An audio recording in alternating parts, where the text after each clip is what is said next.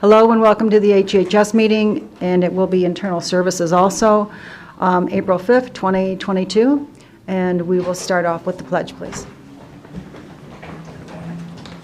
I pledge allegiance to the flag of the United States of America and to the republic for which it stands, one nation, under God, indivisible, with liberty and justice for all.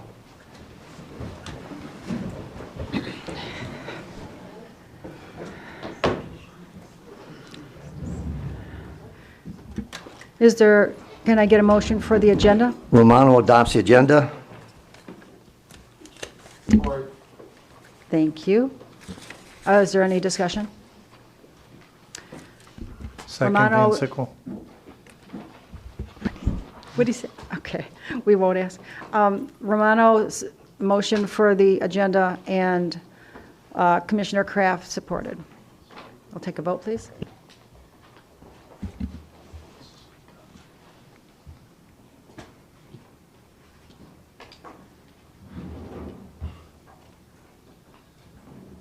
Motion passes 13-0. Thank you. I need a motion to approve the minutes. Matusik moves. Thank you. Commissioner Matusik made the motion, and Commissioner Wallace supported. Is there any discussion? We'll take a vote. Chair, I do have a question. I'm sorry? Yes. I have a question. Yes. Are we approving both minutes? There's two on here.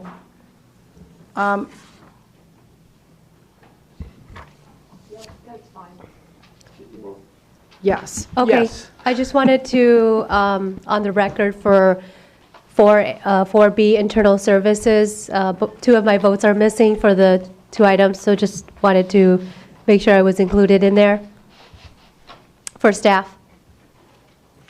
Thank you, Chair. Thank you, Commissioner Song.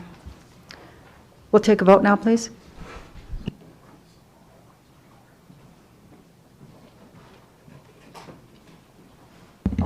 Motion passes 13-0.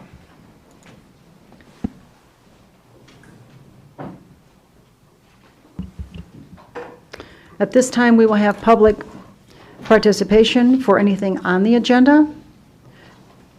Anyone can come up and speak for anything on the agenda for 3 minutes.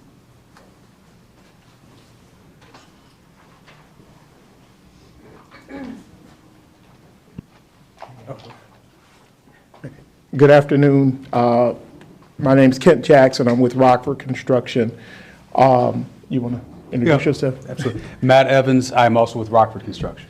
We're the contractor that will be, or we believe to be, going to be recommended for the new Macomb County Sheriff's Boathouse project. And we just wanted to come in and introduce ourselves and say that we're excited about the opportunity and look forward to delivering a fantastic project for the county. Thank So- you. I'm sorry. No, I was just going to, if there's any questions of regarding Rockford Construction, our history, where we are, and all of those things, we'd be happy to answer. It's very nice of you to come in and introduce yourself. Thank you very much. At this time, we don't speak to the participants. We just listen. Okay. So thank you very much for coming. All right. We really appreciate it. Okay. Thank you. Thank you. All right. All right. Have a good day. You too.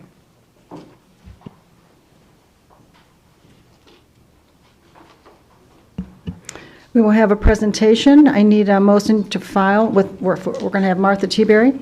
Kevin, I need a motion to receive and file, So please. moved by Song.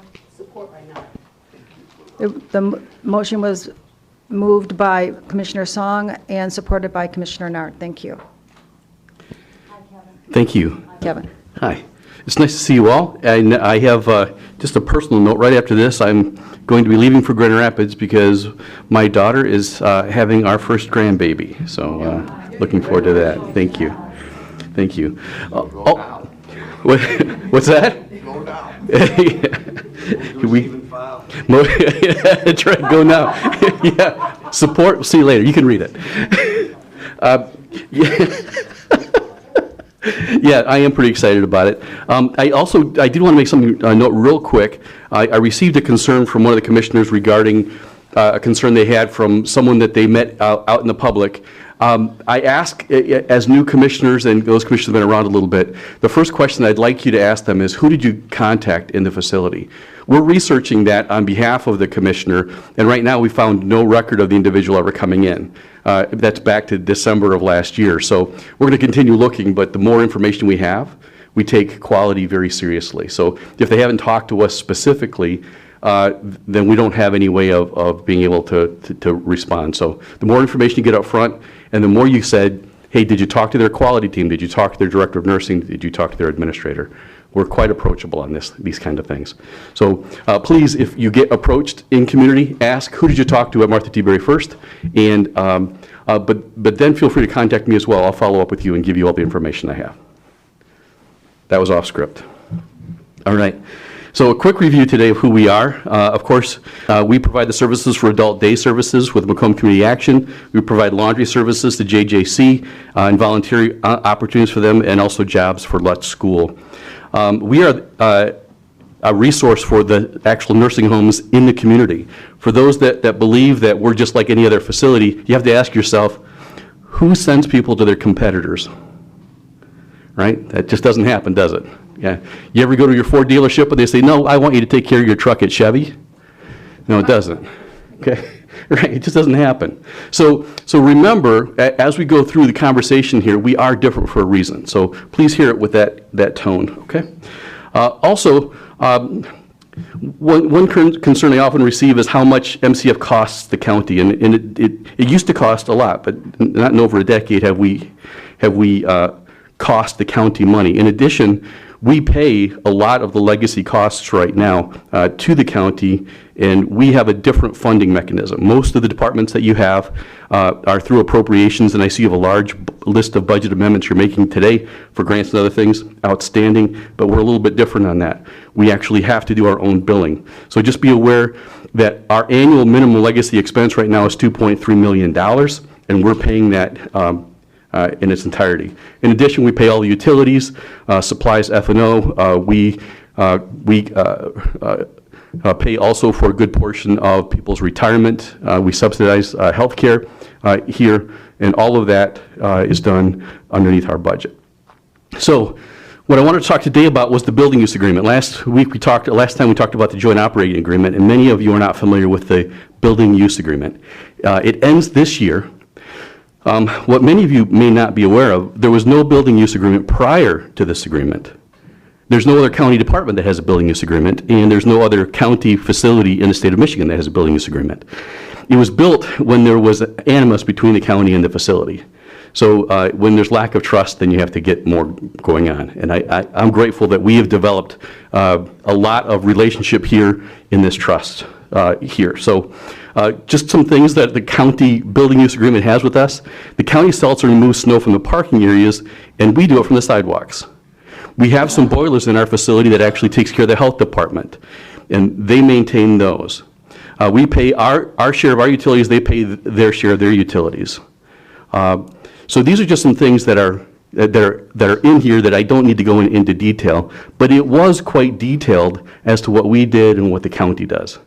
In looking at facilities around the state, what they have actually is pretty simple. They are provided based on Public Act 280. When you establish a county medical care facility, the county provides a building, and the expectation is that facility cares for that facility.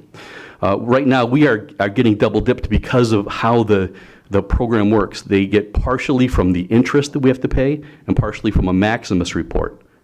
The Maximus report, I'm sure you're all familiar with, it implies value to that entity and cost to that entity. And we've not had any value from that in a long time. We do our own maintenance, but we're like a renter. We're paying for the rent and we're paying for the repairs, which is unusual. As a matter of fact, if you take a look at this slide a little bit longer, you can see that many facilities have millages of various kinds, and ours was kind of hybrid on the bond issue in that we were paying for the interest on it, but we're also paying out of a Maximus report, which is just kind of weird. All right? So, if you have questions on the building use, I'm happy to talk with you about it, but it is expiring this year.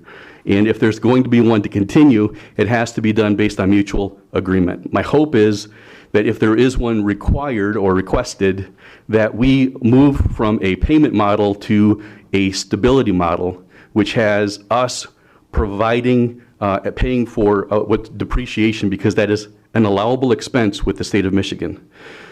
So I can fund depreciation in what you would commonly call a sinking fund.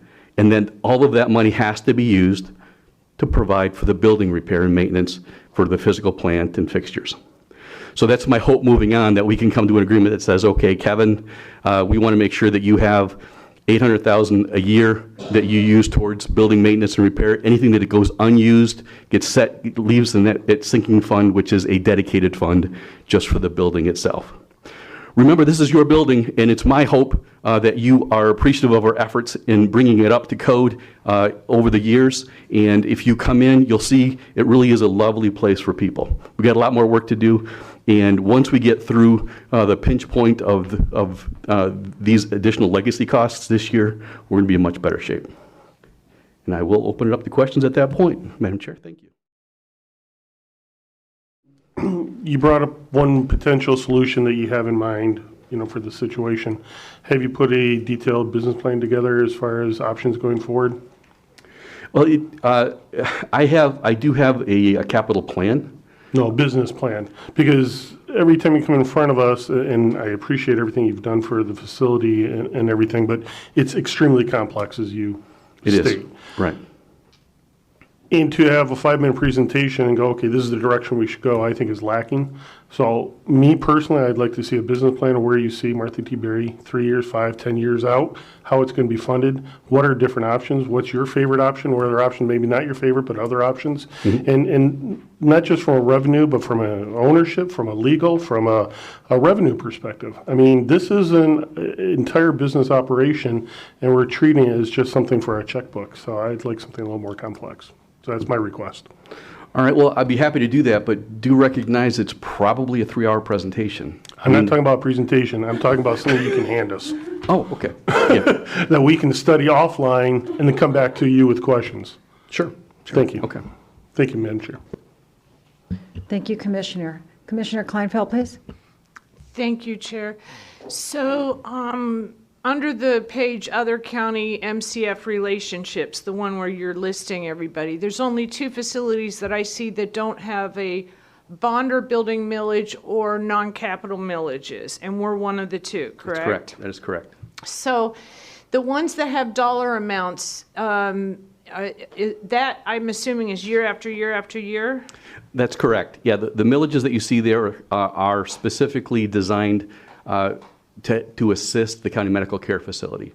Okay, so the one that says yes, Manistee, and doesn't list a dollar amount, mm-hmm. Is that not a set yearly thing? What's the deal there? It is, and it depends on the answers that they sent me. I do know that there are more actually that have millages, but it usually is a percentage is what it is. And some answered me, yes, I have it. They did not. As opposed to providing numbers. That's correct. So not everybody did. All right, and you said the building agreement is up this year. That's correct. What are the plans and what are the discussions relative to that? Well, I asked to speak because, according to the agreement, I asked the executive office to start talking about a new building use agreement because that's built into this agreement that we're supposed to discuss it prior to the end of the agreement. Right now, we don't have a time set for that. The executive office said we have plenty of time on that. I said, I don't think so because we're a ways away. They're looking at status quo, which continues to take money out of the building, and I don't see a value in that. I also believe it was a bad deal to start with, and it continues to be. They agree it was a bad deal. But they still are used to getting a lot of money from us every year. Now, recognizing that this is part of what they're helping to pay for the bond, but they don't call it that. I'm calling it that because the bond is up this year as well. Well, that was my other question. It says bonds are building millages in there, and it says no, but I thought you did, I thought I sent you one that said hybrid. So what happened is, we were a part of a bond here, and they're having us pay a proportionate share of the interest instead of paying our proportionate share of the interest and the principal. And I believe that was done intentionally to try and continue having a revenue stream for Martha T. Berry, but you can't do that once the bond is up. You cannot make a profit on the medical care facility. So I'm concerned for the county as to the risk on that. And I haven't had the conversation in a meaningful way with the executive office. and I think there's only two people sitting here that were here when that agreement was created. And that was a full-on knockdown, drag-out fight over who controls Martha T. Right. And there is some question as to if the executive had full control. I'm not sure if his intent was to keep it open. It may have been, I'm not speaking for him, but it may very well no longer exist today had we gone that route. Right. So then the last thing is, I know you've asked for a renewal of a small millage that we can vote on, and I know that commissioners are looking at some other things that are going to create other fights. I'm looking forward to all of this. But I do think it bears reiterating that if we let it shut down, it will actually be more expensive for the county because we take on the pension liability.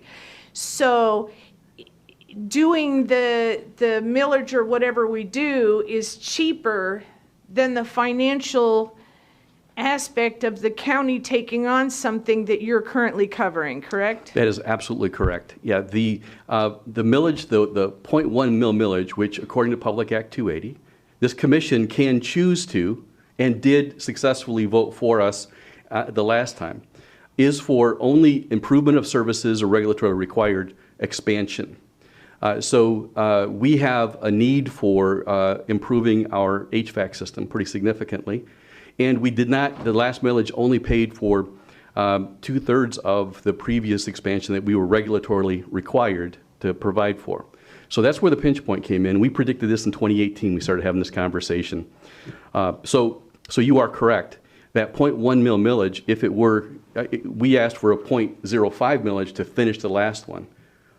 I have more needs now because, of course, it's years later. I just need, I would be incredibly grateful for any help with the CARES Act money, which actually explicitly states that it's for things like air handling in nursing facilities.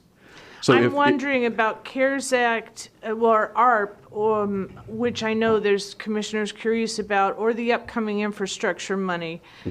Could that be enough to alleviate this question for this board at this time? You know how I feel. I'd support it because I do think I think you're always going to get behind because there's always going to be some new thing that you have to maintain that your budget simply can't maintain. So that's my feeling on it, but I don't think that the whole board feels that way, and I want to make sure you survive is basically my thought process. I appreciate that. Thank you. Thank you, Commissioner. A couple of things. Martha T. Berry has been a jewel and well-known for decades and decades. We're coming up on our 75th year here in a couple of years. And we've always had some of these challenges. There are ebbs and flows to this work as regulation changes and expectations change, and commissioners, come and go. There's been, tremendous support to, well, I'm not so sure. I would ask that this commission, before we start talking about the money, really talk about what it means to provide services to hundreds and hundreds of seniors that otherwise would not get it.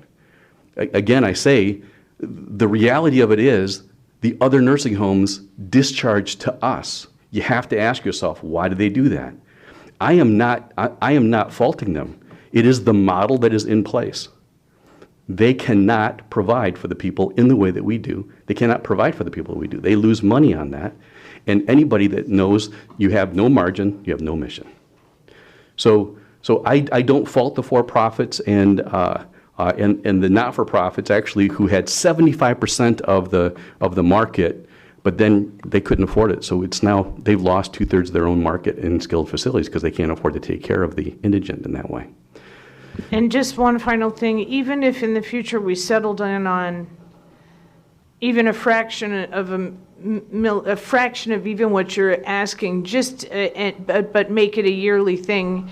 And I don't think there's appetite for that for the board now, but I know the building's not getting any younger, and I know from our budget, 5 years out, our capital outlay says like $5 or $6 million. By the time you get there, it's at $20 million. It's you're never going to get on top of that. So anyway, that's all I have. Thank you, Chair. Yeah, and I also see that our fund balance is increasing every year, not to the level that I first thought, but it really continues to increase. And this is your facility. So if you want to use that fund, your fund balance for other projects, that which you do from time to time, and move some of the ARP money to us, I'd be most grateful. It is money specifically designed to help infrastructure and skilled facilities. So ARP and CARES Act money, both are most appreciative. As far as the millage goes, an ongoing thing, that has to be voted on by the public. And I don't think that as a commission, I'm asking for that ongoing millage right now, for a number of reasons. One, I need you to get to know us and trust us a little bit more before I ask you that. A lot of you are new and don't know Martha T. Berry. So my hope is that by the open conversation I have and by you hearing from your constituents and how I respond to you, that you'll gain trust that we're headed in the right direction. Commissioner Farrington, you want a business plan? I will have that for you. All right, you're welcome. Thank you, Commissioner. Thank you, Kevin. Chair Brown? Thank you, Kevin. I'm glad that you want to provide the wise suggestion by Commissioner Farrington about a business plan. That's going to help everyone here on the board, and so that's key. When can we expect that? I'm thinking baby girl right now, so it's. Can I get back with you on that? I know what I'm doing and I know why I'm doing it, and it's based on a lot of sound principle, but you want a lot of detail to that, I'm thinking. I also know that I've had the privilege of serving in long-term care for over 30 years, so I've got to be able to distill it in a way that makes sense to you. A month? I would say probably 2 months, because it's more complex than putting together a business plan for a corner store. You have multiple payer sources that have issues, and to be able to properly tell you that, I also want to probably meet with Commissioner Farrington to get his expectation of how he wants the format, because I can do a business plan and you can say, this isn't anything what I'm looking for. So I'd really like to have some time to meet with you and talk about how you want to see it laid out, so that I can meet or exceed your expectations. Okay. So after we get together, I can give you a date if that's okay? That'd be fine. All right. A lot of things were said previously about, millages and closing down. We're not there. We're not there. This board's not going to vote a tax increase anytime in the near future. I just don't see that happening. And so it's on you to make sure that a facility operates under its own power and not rely on anything, no other subsidy. The reason this whole agreement was set up in the first place was we were hemorrhaging cash. Yes. The county was losing money, millions of dollars. Yep. Millions of dollars, hand over fist. So it was an attempt to stop the hemorrhaging and keep it alive. Right. And yeah, I agree. Fortunately, yeah, we had new management come in place and things righted the ship. And fortunately for us, you came along and you've done a good job of stemming the tide there and turning things around. So it's a good thing. Thank you. The building use agreement has to be negotiated between the executive's office, you, and this board of commissioners, because that's technically our facility. And though the county provides a lot of services there, that it's an unusual deal. Let's just put it that way. It is. So we'll get the board of commissioners involved, and perhaps we'll get a few commissioners involved on the negotiations, and I'll reach out to the executive's office to see about a timeline. Last thing we want is things coming up to a deadline without us giving us enough time to react to it. Okay. We've had experience about that issue end of the last year. We don't want to have that happen again. So I agree with you. Okay. Starting on this agreement earlier rather than later is much better. So we'll proceed along those lines. Thank you, Madam Chairwoman. And thank you, Chair. Also, to support what the Chair just said, when my first month was April of 2016, 6 years ago this month. And when I finally got the financials to where they made sense, I realized we were losing $500,000 a month just by breathing. So we've made some significant changes, and it's just not happening now. We're in much better shape. But one of the things that we did is look at where the cash was. What didn't happen at the time of the building use agreement was we didn't know that the county was going to refund the bond. And when he did that, we were only able to get reimbursed 3 years from that, for that. So the 17 years and the $6.5 million additional debt that they put on us by funding the bond was unambiguously good for the county in every respect except for the medical care facility, which has a different reimbursement model. And that strangled us, and it continues to do that. So I've got to get rid of one of the legacy costs, and that's that building use, for us to be able to move on. Thank you. Thank you, Madam Chair. Thank you both. Commissioner Kleinfeld? Thank you, Chair. I apologize. Not just with this agenda item, but with every agenda item, I was very careful to say I am speaking for my thought process and not the board, but there has been a habit that has been formed of speaking for the board. This board's not going to do that. We're not there. I would just ask all the commissioners to be mindful when they're speaking that until the board acts, nobody is speaking on behalf of the board. I'm certainly not speaking on behalf of the board when I speak. I just want to remind commissioners of that. Thank you. Thank you for that statement, Commissioner Kleinfeld. Commissioner Wallace, please. Thank you, Chair. I would just, the business plan was a great idea. I think to have it broken down for us to read through would be beneficial. And if you haven't been to Martha T. Berry to walk through, to sit down with Kevin and go over all that he knows, it would be in your benefit to do that. Martha T. Berry is such a staple in the Mount Clemens community. A lot of our residents work there. So it is a great concern for me and just the residents of Mount Clemens, especially when, a lot of people saw the budget and noticed that you didn't get what you asked for. There was a great concern in our community because it does hold a lot of employment. And I sat down with Kevin, I walked through, and just to see the smiles on the faces of not only those that were being serviced, but those that were working there, that were doing the serving, is just not what I expected, because when you're in that workforce, we're seeing a lot of turnover, but there it was a lot of smiles, a lot of laughter, where people are not going anywhere, which is in this time unfamiliar. So I just say, sit down with Kevin, go visit. You'll be surprised when you get there. Thank you, Chair. Thank you, Commissioner. Commissioner Matusek. Thank you, Madam Chair. I like the idea of the business plan, but I do caution that the function of government is not to be a business. The function of government is to serve our residents. And the people who use Martha T. Berry have no place else to go. I want to repeat that. These are people being moved out of for-profit nursing homes because there is nobody left to take care of them. It is the function of government to take care of our citizens and to provide services that are necessary. So I look forward to the business plan. But I also clearly understand that if government has no other function, it is to take care of our citizens, all of them, even the ones that don't pay much in taxes. Thank you, Madam Chair. I think we're finished, so I'm going to take a vote now so somebody can leave soon.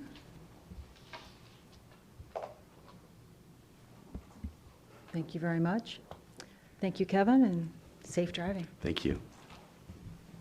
Motion passes 13-0.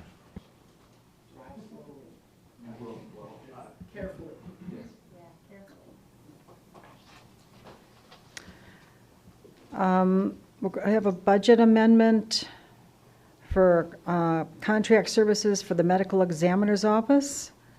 Oh, there he is. Andrew Cox. Do I have a motion?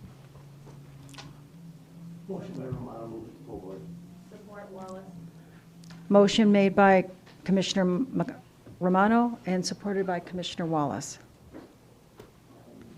Good afternoon, Board. Great to see you as always. This is a request to approve a budget amendment for Spitz Pathology Group. We previously did not know exactly how much the contract was going to be when we bid it out. So this is as a result of the increase in Spitz Pathology contract that was approved. We're asking for an amendment of $153,500 to cover that now expense for that contract for the contractual services of Spitz Pathology Group. Be happy to answer any questions. Thank you, Andrew. Commissioner Kraft, please. Thanks, Madam Chair. Before I get to my question, I want to thank Andrew for helping me with a constituent issue. We had a tragic incident in my area, and he was very helpful to the father and everything. So I want to thank you for that before I start drilling you. No, I'm kidding. Did they get assistance? Well, first of all, did they get their help? Yes, they did. Thank you. And he was very grateful. So I wanted to pass that along to you. Okay. Question with this one. So we bid this one out a couple times, didn't we? Didn't we go 2 or 3 times because we weren't finding anyone? Yeah, remind me how that process went. Because I have a vague memory of it and I need your help. Yeah. So this was, it did go out to bid. So it's a 4-year contract. The contract expired at the end of 2021. So we put it out to bid. No bidders the first time, put it out to bid, and again, extended it, I should say. And the only bid that came back was Spitz Pathology Group. So that second bid, when we received that back, was that after the budget was approved? I'm looking for a timeline here because I know we'd gone out several times, and I was kind of, if they had come back and they were the only one, we would have had a pretty good idea of what the dollar amount was. I'm trying to establish the timeline. So that went for that contract was approved ultimately in between Christmas and New Year's for the special meeting. It was that month in December. So I believe budgets had already been approved by then. Before we had final approval for the contract is why it wasn't included through the normal budgetary process. So, but we did, at least you saw in the exec's office, saw that contract after the budget was approved? Correct. Okay, that's what I wanted. Thank you. Thank you, Madam Chair. Thank you, Commissioner. Commissioner Van Sickle, please. Thank you, Chair. Good afternoon, Andrew. Good afternoon. Just wanted to verify the $150,000 is for the 4-year contract. That's not just for this year. That is just for fiscal year 2022. It's to increase the amount in that line item, that contractual line item. So currently we have a set amount. We need to increase that amount by $153,000, this amount, to pay for this year's services for Spitz Pathology. So we'll have the same, roughly the same increase or a little more for each of the next 2 years. Correct, and that will be done through the normal budgetary process this year when we go through budgets. So this will not be a separate amendment separately because it'll go through the normal budgetary process. So you'll be seeing that increased amount in the normal budgetary process that's presented to you, if that makes sense. It does. Thank you. Yeah. Thank you, Chair. Thank you, Commissioner. Commissioner Sabatini, please. Thank you, Chair. Hey, Andrew. So you started off saying that you didn't know the contract was going to be at this rate initially. You kind of lost me there, as if you bid out a contract not knowing what we needed in the contract, and now we're being hit up. So what I meant was that all we could assume is that our regularly budgeted amount is what we budgeted for, because we didn't know the bids that came in, whether they're going to be under or over that amount.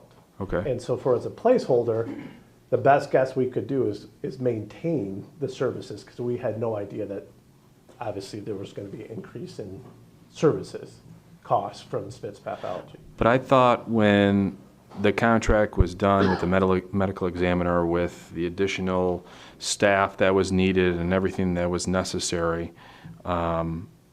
That was all part of the negotiation, part of the bid process. So what you all did was approve the contract, the Spitz pathology contract, and then also recognize Daniel Spitz as the medical examiner. But what this is the actual adjustment in our budget. And that's what this is today. So that what we voted on before and approved did not change our actual budget. So do you know what the adjustment will be for the next 3 years? It'll be similar to the 153,000. I could get you the difference. It is different every year. Okay, so theoretically, this could be a $600,000 increase over 4 years. Thank you. Thank you, Madam Chair. That is correct. Thank you, Commissioner. Commissioner Kleinfeld? Thank you. A couple things for clarification. I think the board should be appointing the examiner separately than the contract, but that's not how it had been done, and that's not what we did. If we did that, it may have gone a little bit differently. So this dollar amount, so when you brought this contract to us for approval, at that point, you knew that the money wasn't in the budget to cover the cost of that, correct? Correct. Did you mention that to us when we were approving that contract? That there, because usually when this happens, there's a corresponding budget amendment at the same time so that we understand that the original budget that we approved did not cover it did not cover that. And so this kind of caught us off guard because that's kind of the way we usually do it. Yeah, that's a good question, and I think looking back, we'll do that. My assumption was that it was part of that process, and obviously it was not. So that's why we're here. Okay, and then today, just on a percentage-wise, the difference between the yearly contract that we just approved and the previous contract, because obviously doing a budget amendment of that amount every year is somewhat significant. So I'm just wondering what the percentage of, do you know what the percentage of the difference in the contract we had versus this one came in I don't at? have that in front of me. I can get that. Could you get that for us? Thank you, Chair. Would you like it overall for 4 years or each year? What the overall for increase? 4 years is Okay. fine with me. I just want to get a picture as to what happened because we did only get one bidder, but if we had named the medical examiner separately, it may have opened up an avenue for more bidders. I'm not sure. Anyway, thank you. Thank you, Chair. Thank you. Commissioner Song, please. Thank you, Chair. Andrew, when a vendor submits a bid to us, don't they come up with their own calculations and submit the amount? They do. They predetermine. They are bidding on the services, so that those amounts were determined by. So they didn't know that they would have needed this additional $150,000 when they put in the bid. He knew. That's why he put in an additional bid for the increase the services. He's aware of what he was receiving prior, and he was asking for more additional funds. He's asking for more now. You mean Correct. not back then? Correct. So when he submitted the bid, he didn't see that this additional funding was needed. Correct, and he's not. We do on our side. We are the ones that do the budgeting. Spitz Pathology is a contractor of us, so they just simply invoice us and we pay their bills. Is it the number of work, or is it the amount of work that they're doing that would coincide with this increase? Yeah, so a part of that contract was the addition of a third pathologist and also increased cases that they have been seeing steadily over the years. Okay. Would have been a backlog too because of COVID and other factors, like trying to understand, like, because we're not in normal times right now, obviously. Right. So right, definitely COVID was a big factor of additional. Substance abuse was huge as well because of the pandemic and increased substance overdoses. Definitely drove up those cases, but that was there prior too. I think you saw a really big increase in the case numbers. One of the things that we can get you is the annual report that breaks down all the numbers, the death by numbers, which might be helpful as well. Okay, thank you. Thank you, Chair. Excuse me, I'm confused now. I thought with what Commissioner Song said to you, your answer was that you just got the bid information now, and when Commissioner Sabatini was talking to you, that you said that you knew at the time you were giving us the bid that you knew about the 153,000. Am I mistaken? I didn't answer that. I believe what Commissioner Zong was asking me is, did Spitz Pathology know that they were increasing what they were asking for? And that's why I answered yes, I believe so, because obviously they know exactly what they're getting every year, in terms of reimbursement costs. So he knew that he was getting additional money or asking for additional money in his bid. So we did know that the bid was more additional money when we got it during the bidding process. But it wasn't asked for during the bidding process here, or during when you presented it originally? That is correct, and I think that Commissioner Kleinfeld asked that. Thank you. Commissioner Matusik, please. I'll preface this by saying this is an editorial comment, and this is the perfect example of why this commission cannot be forced into doing these contracts at the very last minute. Now we're going back to fix something that we should have done at the beginning.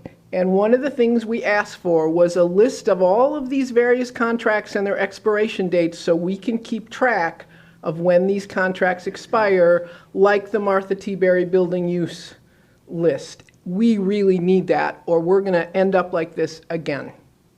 Thank you, Madam Chair. Well, we don't know what the vote will be.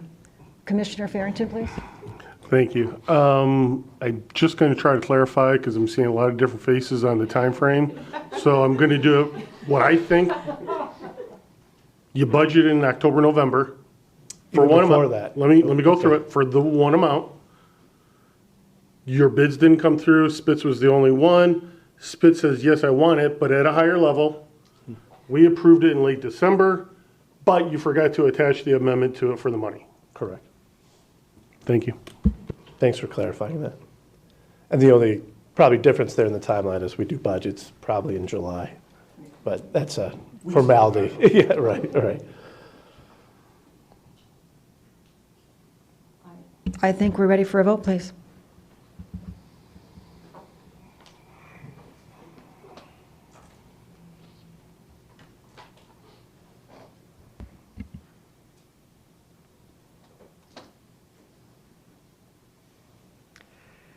Motion passes 9-4 with Commissioners Farrington, Nard, Sabatini, and Wallace voting no.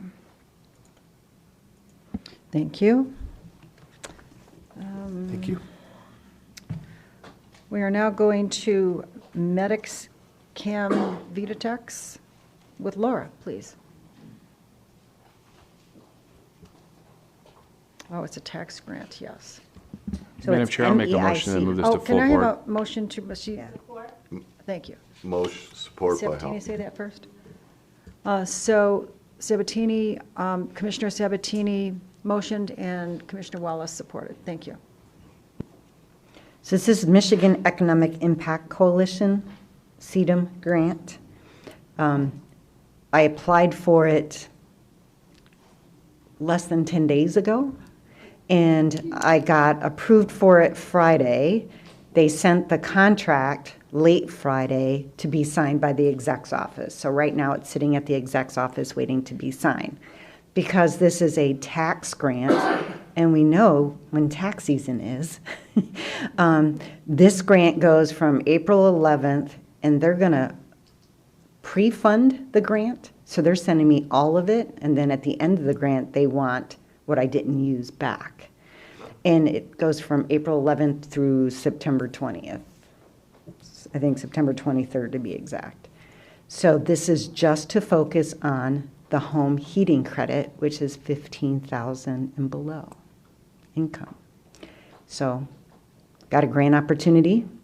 MDHHS is the ultimate funder of this because the heat credit, the people who have applied for heat credit in the last couple of years has declined over 40%. It's because they haven't raised the heat limit up $15,000. So our focus is now going to, after our tax season ends, which will be on the 18th, our focus is then to pick this up, start calling all the low-income facilities and we go to them. There's 60 low-income facilities for seniors. I know that already. That's not including the not senior population. Thank you, Laura. Commissioner Hall, please. Thank you, Chair. Thank you for getting the grant, Laura. That's number one accomplishment. Number two, with that abundance of facilities, do you see any reason there should be funds unused? Yes. And that would be? So we asked for one supervisor, 3 paid tax preparers, because we can now pay our volunteers with this grant because they are very specific, and a greeter. And if we go to them, we don't know, I mean, just take a regular facility here in Mount Clemens, they might have 100 residents, 200 residents. Well, how many of them are under 15,000? So we're not going to do 100 returns in one day. We might have 15 or 20. We also might, I mean, this is going to stretch out over the summer. I mean, I have an idea of my plan, but that doesn't mean every facility needs 100 returns done. We don't know what it looks like yet. We really don't even have the time to work on this until after April 18th and start calling all these facilities, you know, just to see if they're interested in having us come there to do these returns.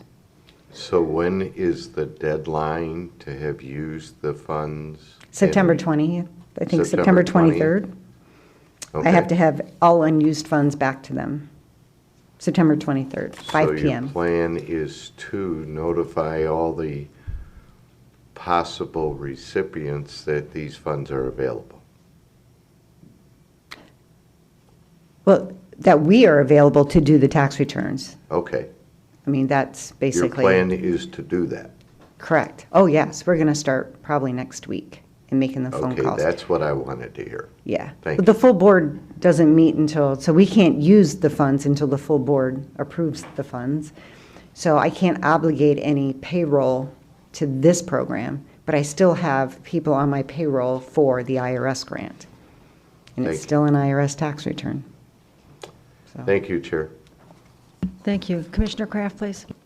Thank you, Madam Chair. Laura, I see on the breakdown, you know, that you have the staff, but then you also have supplies. Couldn't you use the remaining dollars on supplies, get more paper, get more ink that you could use in the future? They wanted to be very specific. Okay. And I didn't want to be greedy. Fair Honestly, enough. I wanted to be conservative of what I actually needed. And plus, I did get stuff with the IRS grant. So, I mean, and they want receipts. Everybody wants receipts. So the best thing to do is order everything at the same time. So F&O, you know, I mean, purchasing can give me one receipt for everything. Got it. And be done with it. Thank you. This is the very first time we've ever had this, ever. So. Thank you, Madam Chair. Thank you. I think we will vote now.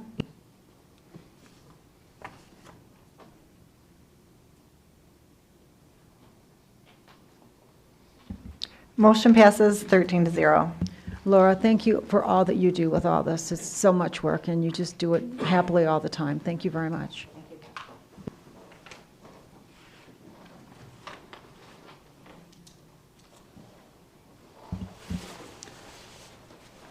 We're going to, Andrew, please come forward. Thank you. Can I get a motion to recommend to full board? Support Van Sickle. Commissioner Farrington made the motion, and Commissioner Van Sickle supported. So what about this grant fund? All right, good afternoon, Commissioners. Thank you. This one is an amendment number 2 to our CPBC grant fund from MDHHS.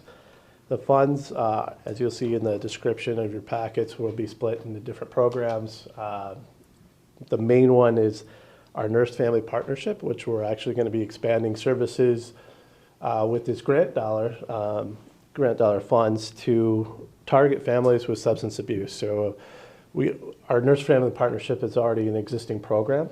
These additional monies would be used to hire public health nurses that would specifically help families with substance abuse in our Nurse Family Partnership program. So really good thing that, like I said in my previous presentation, substance abuse is a real problem out there. Yes. In a number of different areas, and we've seen that, and really the pandemic has exacerbated that, and even our families. So this Nurse Family Partnership is targeting our young mothers and families and providing services. Right now, what we do is we assess them and do a detailed assessment with our nurses. But when it comes to identifying substance abuse, oftentimes we'd have to refer those services to someone else. This grant will allow us to provide that additional support follow-up to these families to get the help they need and to provide some of that direct education and support from our public health nursing staff. So I'm really excited about this one. The other are just changes to our public health emergency preparedness grant that follow the CDC grant. That's why you'll see different grant periods there. It's a little bit funky than fiscal and calendar year period of time. And so that's why they're broken up, and those amounts have just been allocated to us, and that's why you see that in front of you. Be happy to answer any questions. Thanks. Thank you. Commissioner Song, please. Thank you, Chair. Hey, Andrew, I would agree. This is a great grant. I just have a question about the body art. What would that entail?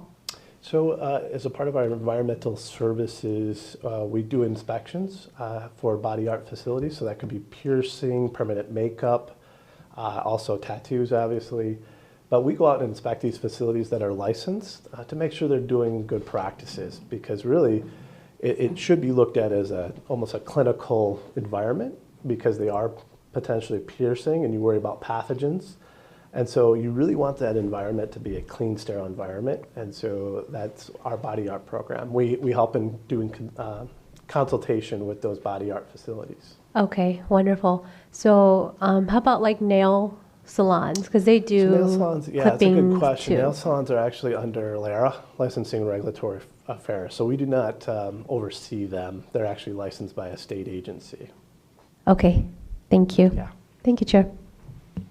Thank you, Commissioner. Commissioner Brown, please. Chair. Thank you. Did you say this is the first time you've received funding? For this the Nurse Family Partnership component, yes. How does one become eligible? How do they get into this system? Are there eligibility requirements? How do they? Yeah, basically if they're referred to us, and we get referrals through a number of different ways, through different agencies. We work a lot with our substance abuse partners. So once they're referred to a family that's in need, a young family that have children, mother that's identified, we would then follow up with that person, or they reach out to us and ask for services many times too. And so we would schedule then an appointment to go out and do an assessment with our staff, and that's typically how that process works, Commissioner. Is it anybody of any income group? I mean, do they have to be low income to receive these benefits, or? So typically, Nurse Family Partnership does. There's income requirements that are targeted. We want to expand that to, really we think that anybody should have these services, because we feel that they're such great services, but obviously the need is so great, you have to really target the most at risk or highest at risk that we target. So there is income levels that do qualify for this program.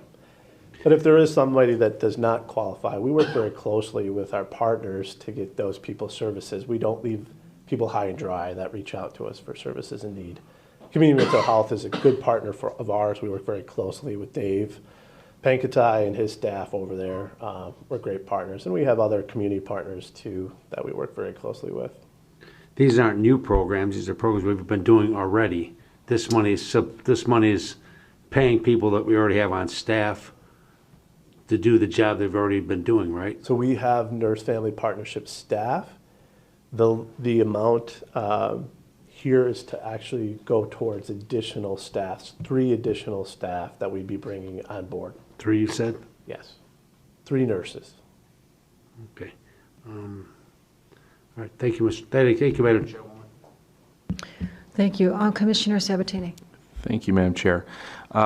Andrew, I was just looking through some of the information on here, and I see vaccines, and I know we were talking end of last year in regards to testing, and I know it's a little off the subject, Madam Chair, just give me some latitude really quick, but could you just give us just a quick, short update what's going on with testing? Because I know, to my understanding, we're using general fund dollars to pay for testing right now, and I haven't heard anything about this in the last 3 months. Yeah, thanks, Commissioner.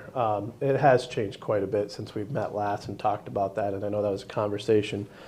So currently what we have in place is that we have the testing that's done through Wayne State Physicians Group that we contract out with, and they are the ones that are doing testing 1 day a week at the City of Warren, at the City Hall there. That is the general fund dollars that is being supported with that. We were using CARES Act dollars for that. That has now run out.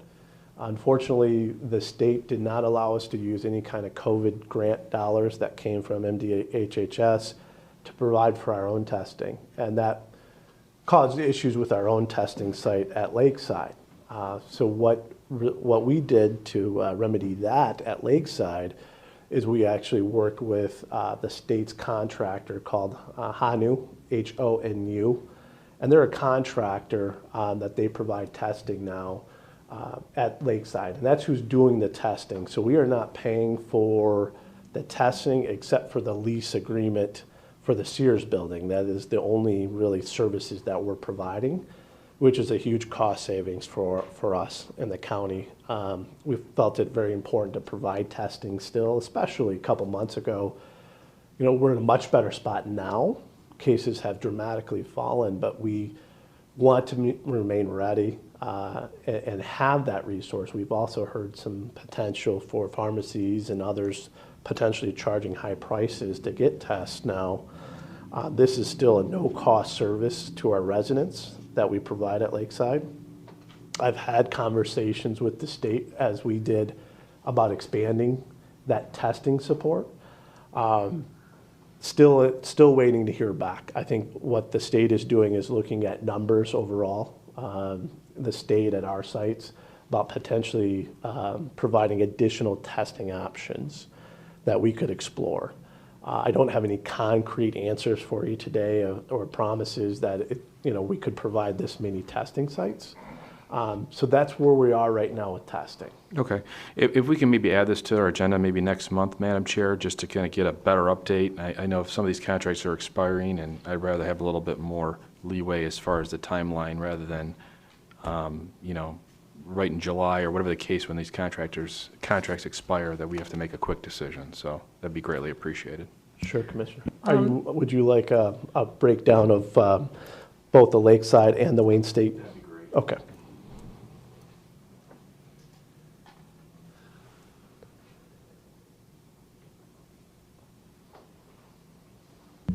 In regard to what Commissioner Sabatini is talking about, we appropriated that money for those vaccines and those vans, I think in February, Commissioner Sabatini? Wasn't it around February we appropriated that money? It was December, end December. of the year. And that was supposed to run for 2 years. So did that money get moved to a different area? I believe it was set for 2 years. Wasn't it set for 2 years? So no appropriations of funds were done at that time. What was approved was the contract for reimbursement. Like I mentioned before, CARES Act dollars expired at the end of 2021. So there's no more CARES Act dollars that we have available to us for testing. All right. So what we're utilizing now is general fund dollars out of the county to pay for the Wayne State Physicians Group testing. What was approved is a contract for 2 years, but that actually started from when we started testing, which was July of 2020. So that contract expires July 2022. All right, thank you. Yeah. Thank you very much. All right, back let me see. Commissioner Brown? Thank you. In the notes there, explain to me about informed consent. What is that program about? Little details. It says $50 per woman served for each woman that expressly states that she is seeking pregnancy test or confirmation of a pregnancy for the purpose of obtaining an abortion and is provided the services. So explain to me about what that is. That is language that comes down to us in the CPBC for specifically family planning program, which we do have family planning. That is just language that's in the paperwork that comes down from that state contract, for the grant. So are we doing that? We have not. We have not done informed consent. Because this board in early 90s passed a clear statement that no county tax dollars will be used for abortion, counseling, or referrals of any kind. And that would be a violation of our policy. And I don't believe there has been any county dollars that have been used for that. And we don't, as far as you know, we don't do that, right? No, we do not provide those services. And we don't do any referrals? We have not. Okay. All right, thank you. Thank you, Madam Chairwoman. Commissioner Kleinfeld? This came up like 6 months ago. I just want to clarify, and even in the last one, did not apply to Macomb County. The reason for that allotted amount is specifically because a county cannot do that. So the only services that they can provide that person is to agree to do a pregnancy test. That person doesn't get these other services. So that's the reason for that, is that's the only service we can provide for them. It's not aiding them in any way in that process. I just want to clarify that because it came up before. And even though it applied to a different county, the standard applies to all the counties. We don't do that in government. Thank you. Thank you, Commissioner Kleinfeld.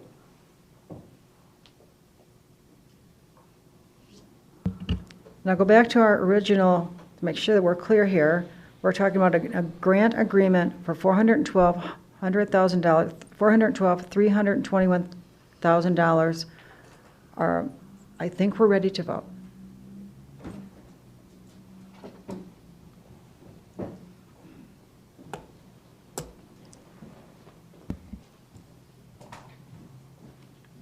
Motion passes 13-0.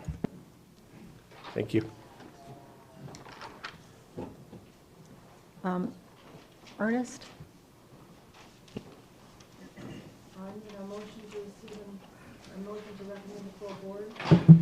So moved by Nard. Thank you. Commissioner Nard motioned for the community action. Do I have a support? Commissioner Sabatini supported. Thank you. Hi, Ernest. Hi. I think I have a fairly simple one compared to what you've reviewed so far today. What we do in MCA is we provide Head Start classrooms. One of the things we also do is we blend Great Start Readiness Program slots within those Head Start classrooms. Because of our excellent history, the MISD, the Macomb Intermediate School District, approached us and asked us if we could take more of the GSRP slots allocated to the MISD and service them. So they actually asked us how many we could take. Because we have that excellent reputation, we believe we can take 24 of them. And so this contract is to receive that $100,000, add 24 GSRP slots into our Head Start classrooms. So is this allowing for more than just 24 students? This $100,000? This is for 24. This is a rate of about 4,000 a student. Thank you. Commissioner Wallace, please. Thank you, Chair. First, I think that's a great opportunity. My question is, and I brought this up before, do we have enough teachers? Well, that's one of the reasons MISD wanted us to do it, right? We are having a crisis in early childhood education. We're exploring all options available to us to get more. At MCA, we can even hire somebody and help pay for them to get their child development certificate, help them get credentialed, help them start as an aide and move up to a teacher. And that's something we always try to do, is work and recruit a pipeline and help people get qualified. If you start as an aide, we can help you become a teacher. And that's one of the things we do. So yes, it is a challenge of capacity. Okay, that's good to know that you are willing Yeah. to do that, because it seems like it's easier to get the aides in, and then you can Yes. help them move up. That's right. That's great. Okay, thank you. Thank you, Chair. Thank you, Commissioner. Commissioner Song. Thank you, Chair. Hi, Ernest. How are you? Good, thanks. Would this be for 1 year starting in the fall, or is it on a rolling This is a basis? school year basis. So our expectation is that they would continue to fund these GSRP slots, and that's how it's traditionally occurred. And if they don't fund it, then they're just in for the 1 school year? Yes. Traditionally, the way that GSRP works from the Board of Education at the state level is that districts have a set allocation. In fact, I believe that across Macomb County, there are 1,000 GSRP slots unfilled right now. So they're having a serious crisis in finding educators and placing them. So I don't expect this capacity to go away. I expect next year the question will be the same. How many more can you take? You know, one of the great leverage points of MCA is when you give us a Head Start slot and you give us a GSRP slot, both children get the same experience. And the Head Start quality has a lot more requirements and supportive services for families than GSRP. So the district knows they're going to give us $4,000 and we're going to give that student $8,000 worth of service. They really love blending and braiding those GSRPs with Head Start classrooms. So yes, this is only a 1 year contract, but I expect it will be continued. Okay, wonderful. I calculated it works out to be about $4,000 per child, so I think that's phenomenal compared to what the elementary, middle school students get. Is this income-based? Yes, in general, it is. In our Head Start, it's not just income-based. So we go on a range of priorities. I'd be happy to share a prioritization sheet. I have a 3-year-old. She's going to be 4 in December. Oh, wonderful. So. It is, we're here sort of like Martha T. Berry, to take care of the most vulnerable. So whether that's a child with special needs, whether that's a family who has people incarcerated, lack of child care issues, including poverty, but not limited to poverty. A lot of families that aren't classified as low income, when they have a couple special needs children that require a lot of support, they need support. So we are here for more than just low income families. Wonderful. Thank you. Thank you. Thank you, Chair. Thank you. Commissioner Van Sickle, please. Thank you, Chair. Good afternoon, Ernest. Good afternoon. Where will you perform this work? In our existing classrooms. And what's being done there now? We're already servicing kids. We work on reconfiguring classrooms to fill them up. So this will not necessarily create new classrooms. This will increase the student volume across classrooms. You don't do any kind of like first shift, second shift? It's all done during the day at the same time? Yes, we do have what they call stacked classrooms. So some only get morning or afternoon and some get full day. So sometimes you'll hear me come before the board and say, we're looking to reduce the number of children we serve. That's often because we know a full day has a lot more effect for the family and the child. So sometimes we do what they call is unstack the morning and afternoon and just make it a full day slot, which serves fewer kids. Because it seemed like 24 to fill up the room, so I was just wondering where you had an empty room. Well, we don't have an empty room right now, but this will be scattered across the community. You know, one thing that happens with those priority scores is, we might say, Mr. Van Sickle, we would like to offer you a Head Start enrollment slot. You meet our prioritization. And you might say, well, I only want a classroom in Sterling Heights. And we might say, all of those are full. We can offer you these other classrooms. And then you can choose not to go there. So then we move on down the list. You're still qualified, but depending on the location, you may choose not to go somewhere beyond your local area. So these 24 may be scattered all around Macomb County, depending on who applies and who has priority, and if they have a local availability or if they want to travel. Okay, thank you. Thank you, Chair. Thank you. I believe we're ready to vote here.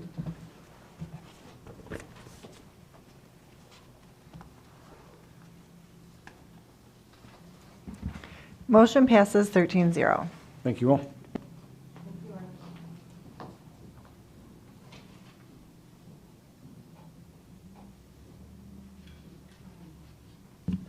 The last one for me is the purchase of Mortech Manufacturing autopsy tables. They had to do a bypass. They needed $10,000 more. By the time it got through the ordering process, prices had increased. There you go. Motion to receive and file. Thank you. Commissioner Kleinfeld, motion, and Commissioner Romano supported. Motion, and I don't see if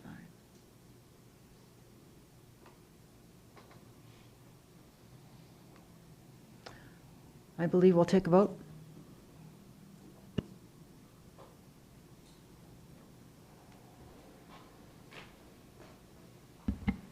Motion passes 13-0. Thank you. And at this time, I'm going to turn this over to Commissioner Van Sickle, Internal Services Department. Thank you, Commissioner Zinner. We'll move on to 8A, Budget Amendment, Capital Improvement Fund, Unified Computing System, Server and Fabric Interconnect Replacements for $362,846.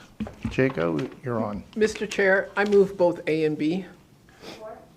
Thank you. Commissioner Matuzik, supported by Commissioner Wallace for 8A and B to move to full board. Good afternoon, Commissioners. Thank you for the opportunity to present these items. This specific item is the replacement of our physical blade servers and the switch fabric that connect them to our network. The servers are end of life and we cannot get any further maintenance on them. They are extremely essential because all our virtual servers that we use to run applications in the county is serviced by these physical servers.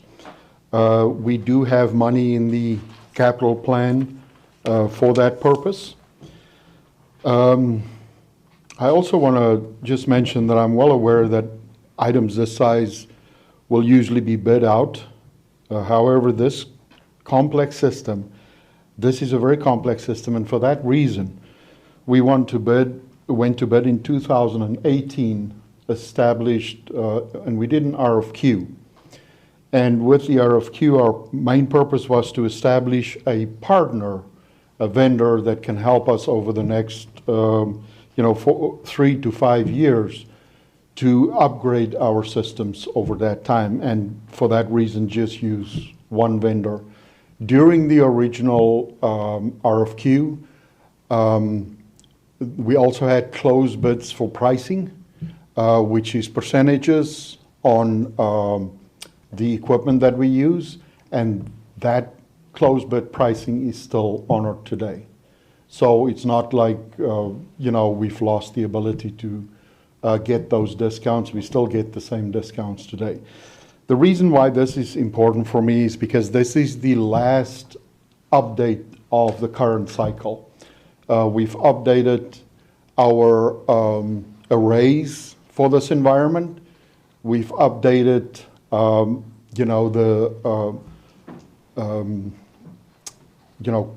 quite a few items throughout the years.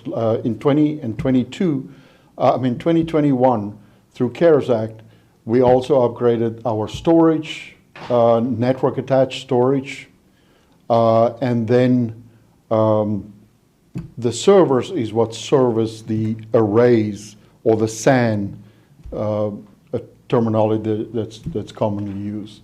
So for that reason, we would like this to complete the cycle, and then once the cycle is complete, we would then like to go out and do another RFQ for a vendor for the next replacement cycle. Thank you, Commissioner Hall. Thank you, Chair. Hi, Jaco. Hi, Commissioner. Does this impact the One Solution $10 million upgrade that we just approved about a month ago Does it enhance it?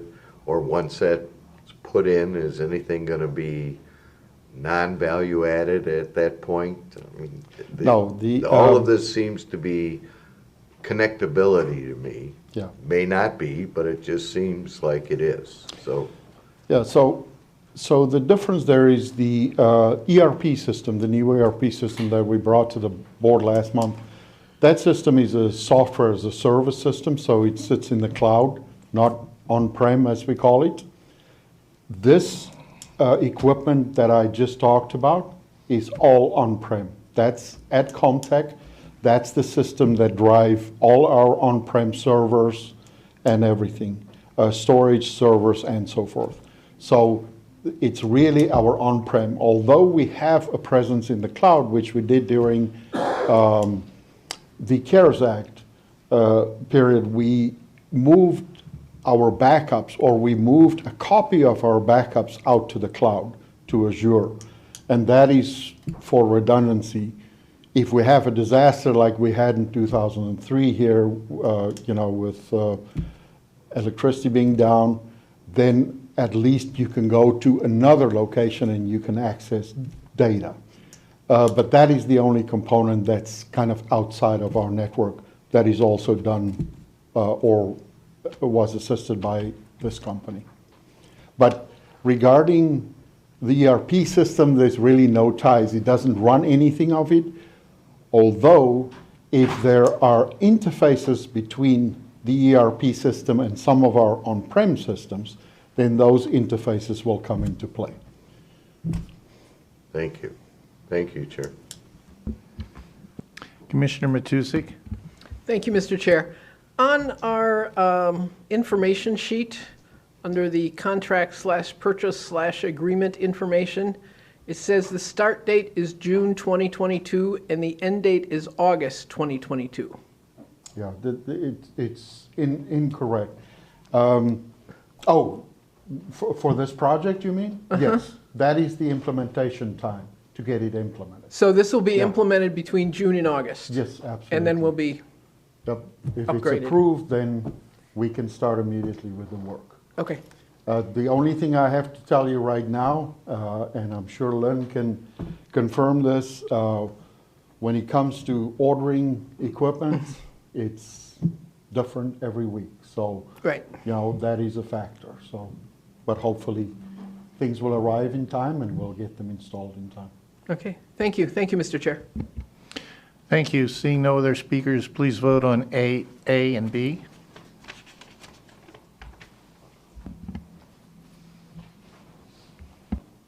Motion passes 13-0. Thank you. 8C, AT&T County cell phones using FirstNet for $33,679.20. Again, a motion to forward to full board. Motion by Farrington. Thank you. Support Romano. Thank you. Commissioner Farrington, supported by Commissioner Romano, made a motion to move to full board. Jaco? Commissioners, we have a request that came about, earlier this year, and to get 70 cell phones for the prosecutor's office. We looked at different companies and decided at the end of the day to go for a contract with AT&T. It is a my deal contract, so it's not something that has to be bid out. Really, the value of the contract is about $33,000 per year. The contract is for the next 2 years to purchase these phones. The one thing that I didn't mention in here, because we don't know exactly how that's going to happen, but there's also a lot of credits tied to this for creating new lines with AT&T, and I'm talking probably $100, $200 per line that we do. We will get credited back. So, all in all, it's the best deal we could get for 80 cell phones today. Thank you. Commissioner Matusik? Hi, Jaco. Hi, Commissioner. I actually do read all these things. So now my question is, it says this project wasn't bid because AT&T is our current provider, but then under alternate solutions, it says the alternate solution would to be continue using Verizon service as the county is doing now. Yeah, we have most of our cell phones. When it comes to wireless, our share of cars are all on AT&T. Okay. When it comes to cell phones, we are pretty much a Verizon shop. At the discounted rate that we got from them, and both of them have a My deal, so it's state of Michigan contract. On theirs, it's about $4 something cheaper than what Verizon is today. And, you know, over a 2-year period, it makes a difference. Oh, yeah. And we decided So is the plan to then, as the current Verizon service expires or the phones break or whatever, that we're moving to AT&T? I cannot conclusively say that today, but there are other factors. And one of the factors that I can tell you that's coming into play, as you can see in the contract here, this is under the FirstNet contract, which is an AT&T contract that's been awarded by the federal government to AT&T. And it's specifically for first responders. So for that reason, I cannot exclude that we will eventually become a FirstNet shop, at least in our public safety areas and so forth. All right, thank you. Thank you, Mr. Chair. Commissioner Sabatini. Thank you, Chair. Chico, you just answered my question for me. Thank you. That was simple. Commissioner Zong. I'll try to be simple.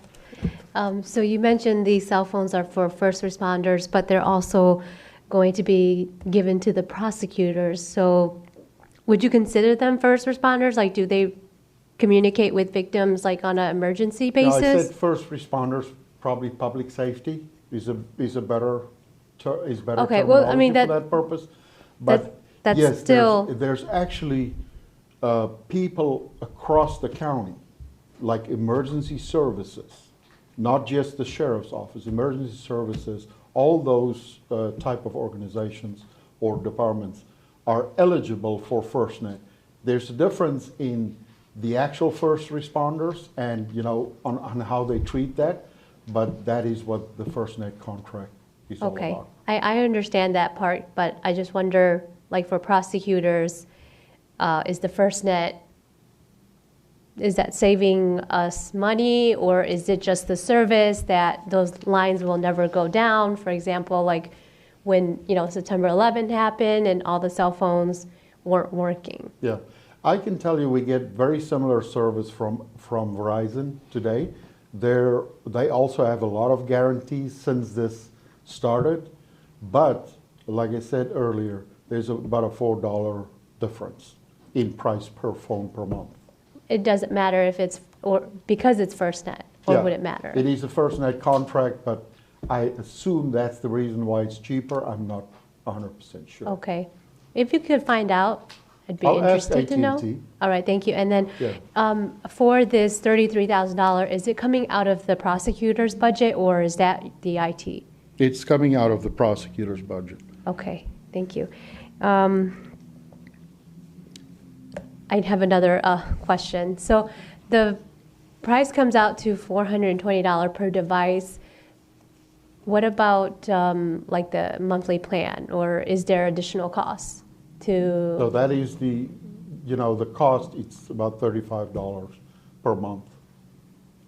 So this cost includes the service, Yes. not just the equipment? It includes the service, and we're paying only $1 for the cell phones. Mm-hmm. And we actually, one of the reasons I didn't mention the credits, there's actually a credit tied to that as well. That's much more than $1. Mm-hmm. So we don't want to assume that that's out, because if they say no, that doesn't apply. So we didn't want to bring that in, but Okay, so there's is this definitely- contract for 1 year then? The contract's for 2 years, and the cost of $33,000 is for 1 year. So next So year, it's really 66 total for the 2 years. okay, so next year there will be another purchase agreement coming. It's the to same us. purchase agreement really for the next 2 years. Okay, so we're actually approving, today we're approving $66,000, Yeah. 33. It is for, you can look at it that way, although we do it per year. So the MyDeal contract is what we use. So the MyDeal contract is pretty much $33,000 Okay. per year. All right, so just the last question regarding the cell phones. Do the prosecutors currently have one? And these are just an upgrade or replacement, or are these like new for all prosecutors? I think there's new prosecutors, but Todd is from the prosecutor's office. He can Thank answer you. that question. Good afternoon. My name is Todd Schmitz. I'm an assistant prosecuting attorney in the prosecutor's office. Very few prosecutors now, I think only 3 or 4 have cell phones. So this would be providing cell phones for all prosecutors. And we are obviously in favor of that because it's a way to provide better communication with crime victims and with law enforcement. I certainly agree with you. I just wonder what you guys have been doing, up until this point, and if it has been working. Most of us are using our personal cell phones, but as you know, that can be problematic because there are some witnesses where it's not the best idea to give your personal cell phone, and so then we're faced with a dilemma on how to deal with that, including personal costs to subsidize county business and things like that. So it would be better to have the county cell phone, obviously. All right, thank you. Thank you, Jacob. Thank you, Chair. Thank you. Seeing no other speakers, please vote on this item.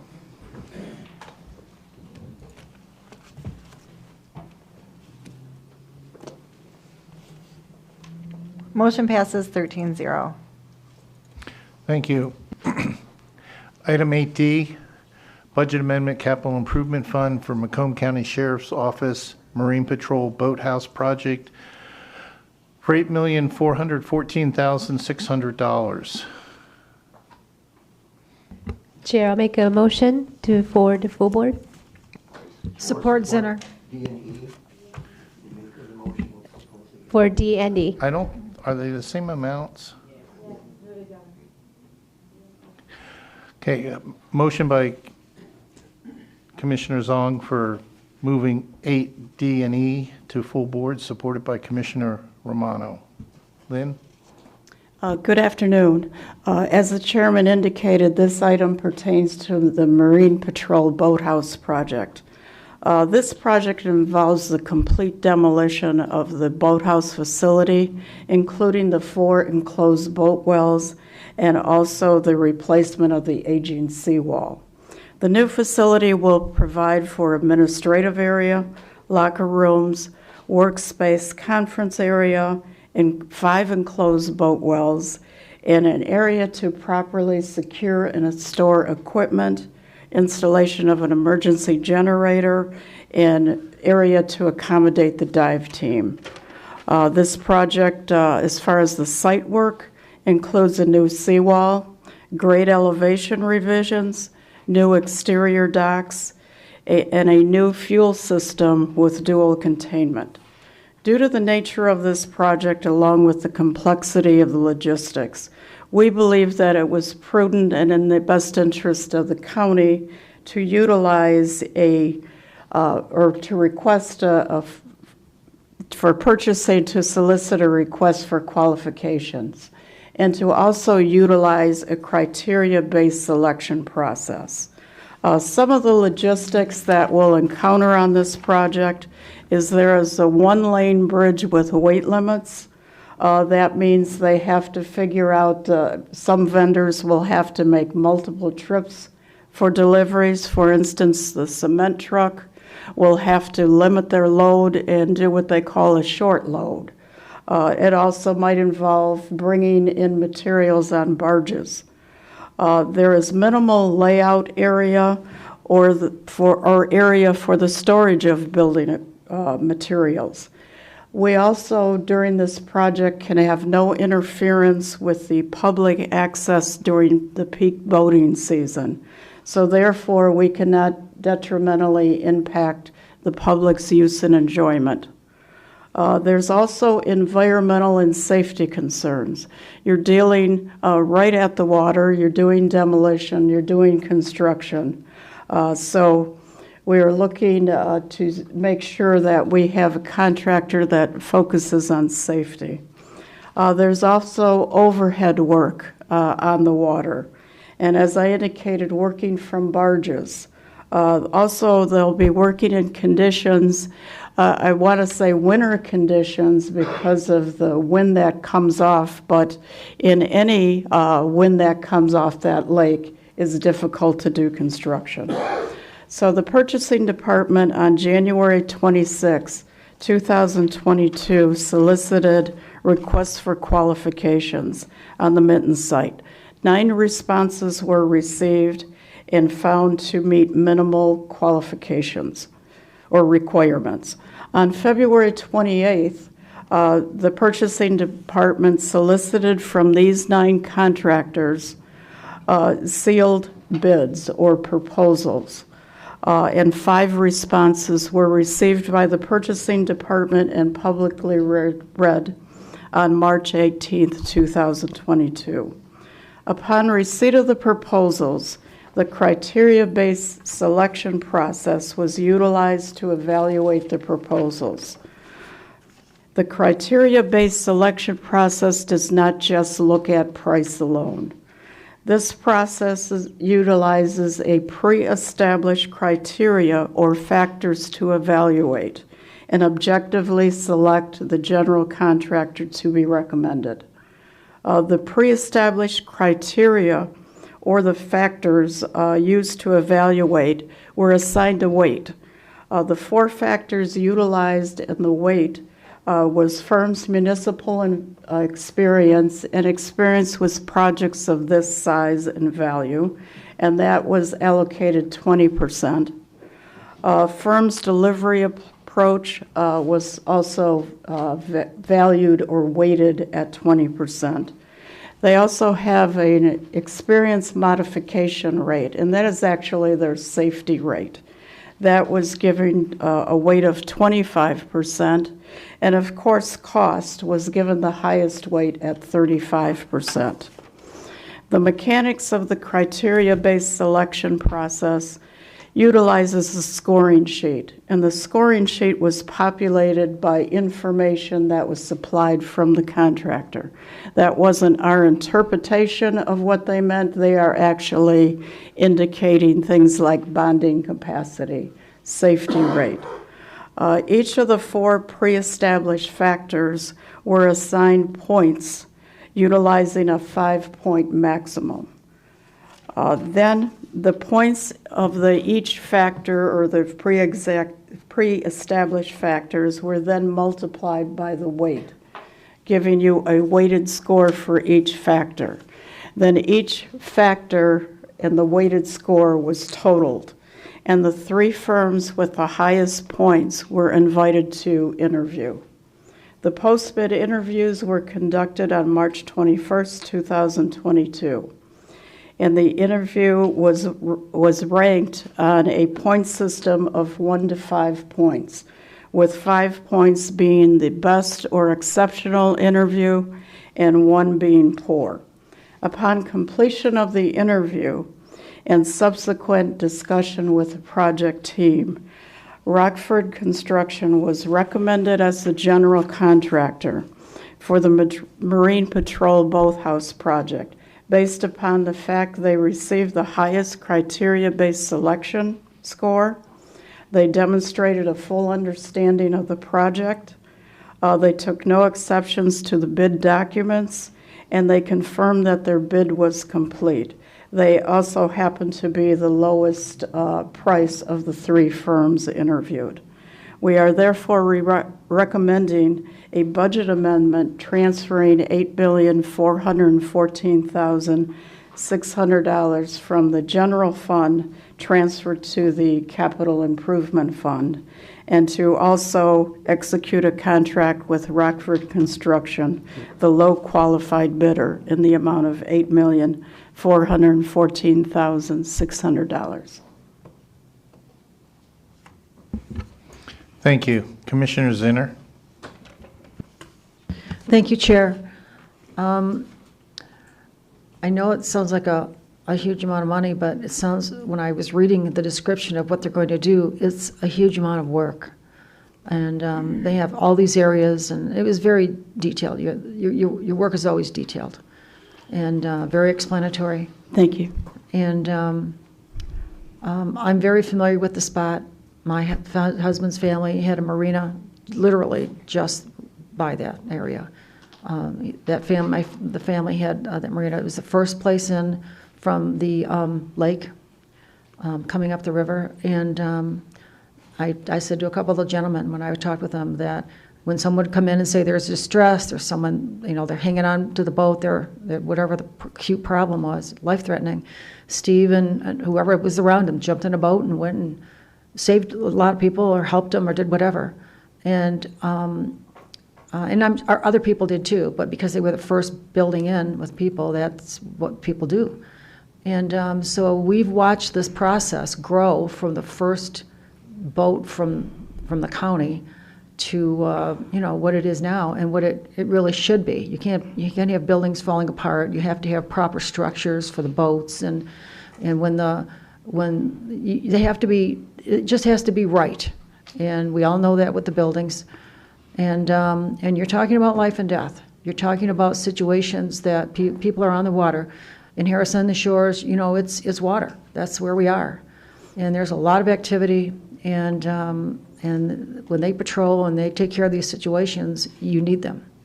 We all need them, if anyone in these situations. And so I hope that this will pass for what people need. Thank you very much. Thank you. Thank you. Commissioner Hall. Thank you, Chair. Hi, Lynn. Hi. That was a very in-depth presentation. You've obviously done a lot of background work on this, so congratulations on that. I just am looking at our budget that was submitted under the Sheriff's Department. They have $44.373 million for the jail. And this is called a budget amendment, capital improvement. I don't see anything that was in the original budget proposal for the Marine Division. There's no doubt in my mind it's needed. I've seen the building. I'm shocked those guys can even get in and out of there. But why is it being called a budget amendment? I think it's under your rules. It won't appear in the Sheriff's Department budget. It is actually in the capital plan. And you approve a budget amendment to transfer the funding to the capital plan. So it's in the capital plan? It's in the capital plan. It was one of the items indicated in the capital plan. Is that the amount that was budgeted? Do you know? No. Nope. It was actually, I believe it was 7 million. I don't have the capital plan with me. I apologize for that. But yes, we are in very interesting bidding times. And it's reflected, obviously, in the bids we receive lately.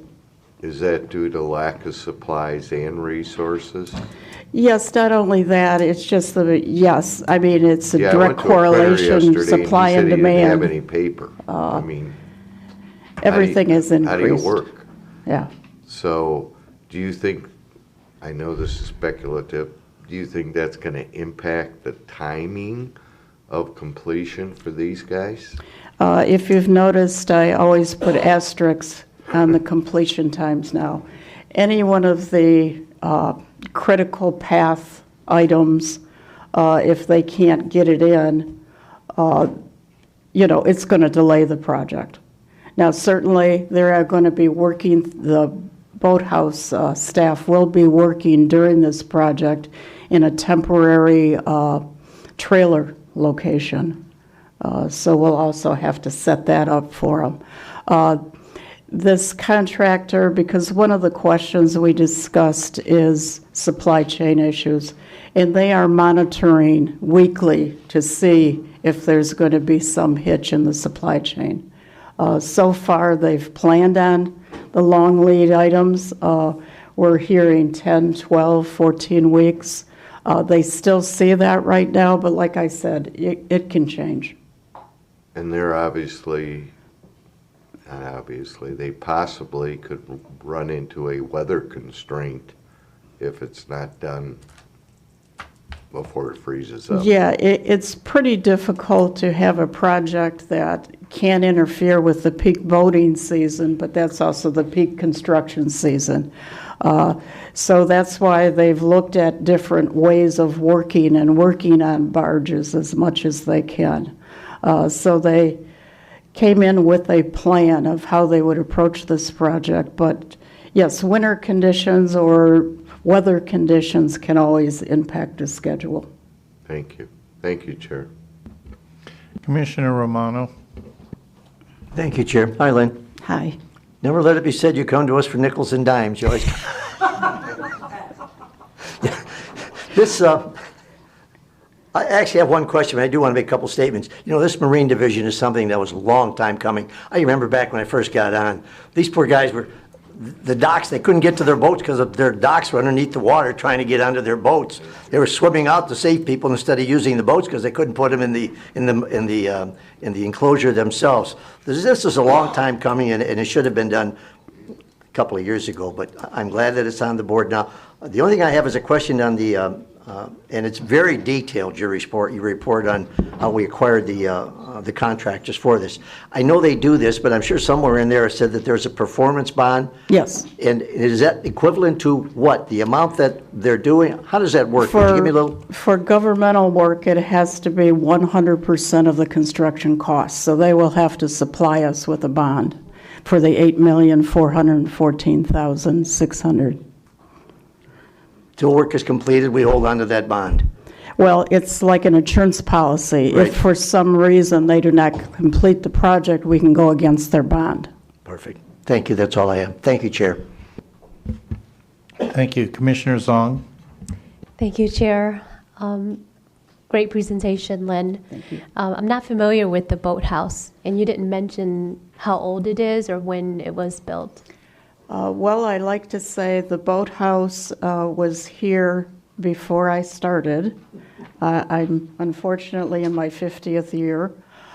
There was an addition, a tower put on, but it is long overdue. When I say what the new boathouse will have, it's everything that they don't have right now.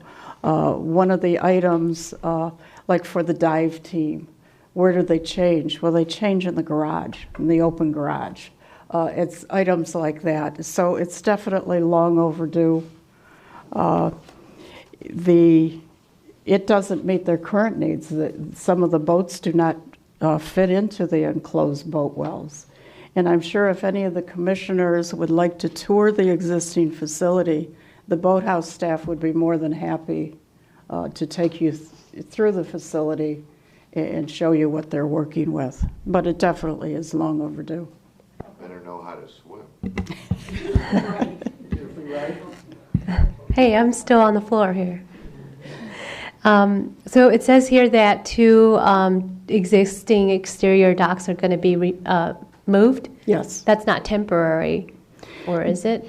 No, we're going to replace, they're going to have new docks, but they have to continue functioning during the boating season, so we are going to move those docks down a ways, more towards the DNR Fisheries building. Are there any, is there any funding or grants that would help with this project? Have you looked into? There was one grant, and I will double check on where that grant is for some money, but it was a shared grant for the seawall. And I'm not sure emergency management was looking into that end, and I can certainly update you. Okay, wonderful. My last question is, would the surrounding cities be able to contribute to this project? Like, would this facility just be like a county, like it's not like a community center where it's like open to the public? No, not really. I mean, they will have enough space to maybe have small training classes, that type of thing. So this is not something that could be covered by the cities, like St. Clair Shores or Harrison Township? I don't believe so. Okay. Because we have Comtech, obviously, right? So the cities utilize 911 services. So I'm just wondering how that connects with this boathouse. Well, this is You're a boat serving launch. the community.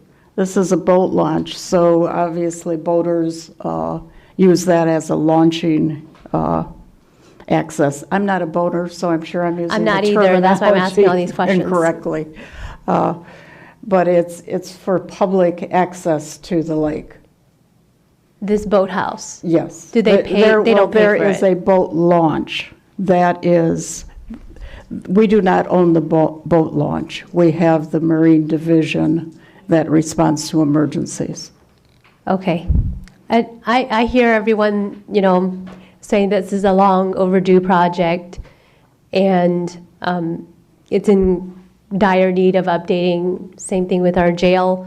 I just wonder for people who don't utilize boating and who don't go out in that area, like they're not benefiting from this project. And it's a lot of money, and so I'm very hesitant to, vote for it. Yes, I mean, maybe I'm confusing the issue. There is a boat launch there, but this facility is for the emergency responders year-round. So it's during the boating season, also ice fishing. It's an emergency responder service, but the residents are utilizing it, and so is there any way to have the cities contribute to the cost of building this?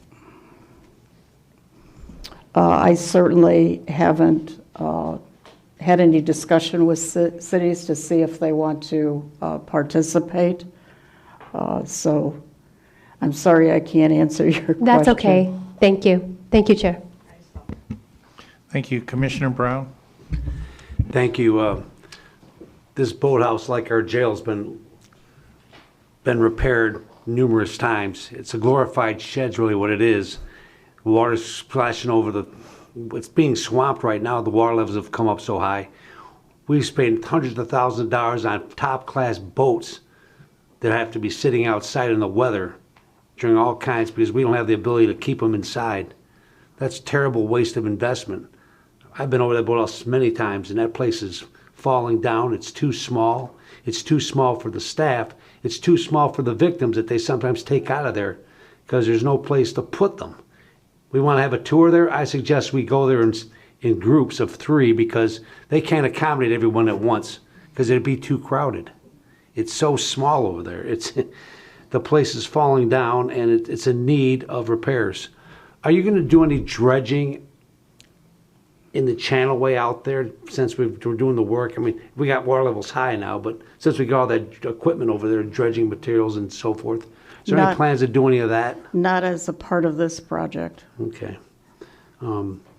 There's, and as far as the need, hundreds of thousands of voters are on that lake. Lake St. Clair is probably the busiest water course in the whole state, year after year. Everyone from Southeast Michigan uses that lake. And just like we don't charge communities for firehouses in our communities because someone from another community might be needing our services, it's the same way for this boathouse. This is basically the first responders. It's our fire station on the lake. People have emergencies. They need to get, our guys and women need to get on that boat and get out there as fast as they can. And it serves everybody in the whole region and our county. And it's clearly a service that the county rightfully supports fully. And we don't need to ask anyone else for support because it's our responsibility. It's our responsibility as first responders to look after that lake in partnership with other agencies that do it, the Coast Guard mainly. But it's clearly a worthwhile expenditure. It is overdue, just like many repairs at our jail have been overdue. In fact, the boathouse, because it had so much repairs going on at the jail, the boathouse was overlooked. That's the reason it's fallen into such a state of disrepair. So we're going to get a modern facility there that can accommodate professionals that work out of that boat, as well as take care of the public that may have to come in there, and maybe they're in distress. Who knows what's going on?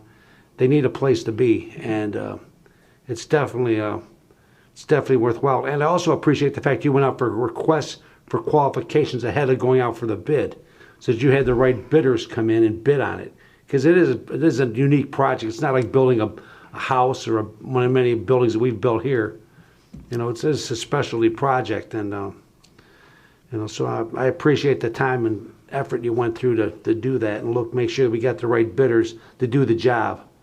But I'm just glad to see this overdue project finally come to fruition, and it's going to be good for everyone who uses that lake, and and help so that our people are at top-notch of readiness when they go out there.